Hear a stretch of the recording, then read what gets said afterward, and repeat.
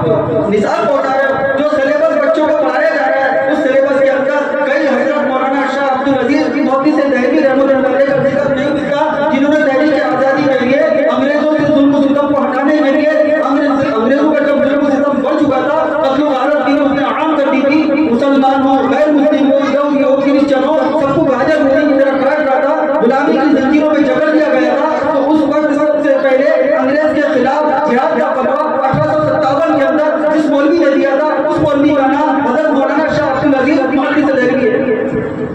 हमें तकलीफ इस बात से कि सबसे पहले जिहाद का आलम बुलंद करने वाले शख्स का निसाब में कोई तस्वीर नहीं।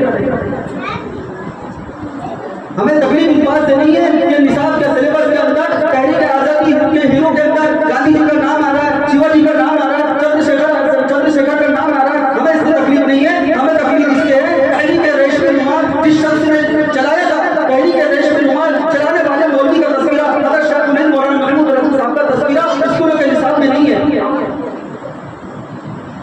हमें तकलीफ इस बात से है कि हज़रत मौलाना हुसैन अहमद मदनी जैसे तहरीक आजादी का हीरो और हिंदू मुस्लिम का भाईचारा कायम करने वाला शख्स और पाकिस्तान का बंटवारा हो रहा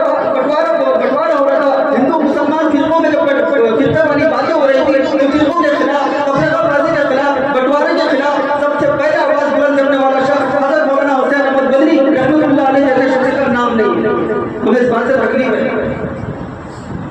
अब मुझे उन लोगों से भी शिकायत है जो तंजीम इस्लाम माजरत के साथ, बड़ी माजरत के साथ ये इस्लाम की तंजीम चलाने वाले ये मेरे बड़े हैं, बुजुर्ग हैं, हमारे अकादरीन हैं, लेकिन मुझे एक उनका बच्चा होने की वजह से, बच्चा होने की हैसियत से उनको अपना बाप समझते हुए उनसे मेरी शिकायत ये है कि आपको अल्लाह तबारक व तआला ने पावर दिया है, आप हुकूमत वक्त तक कानून के दायरे में रहकर आवाज पहुंचा सकते हो, एजुकेशन मिनिस्ट्री से आप सवाल कर सकते हो कि भाई जब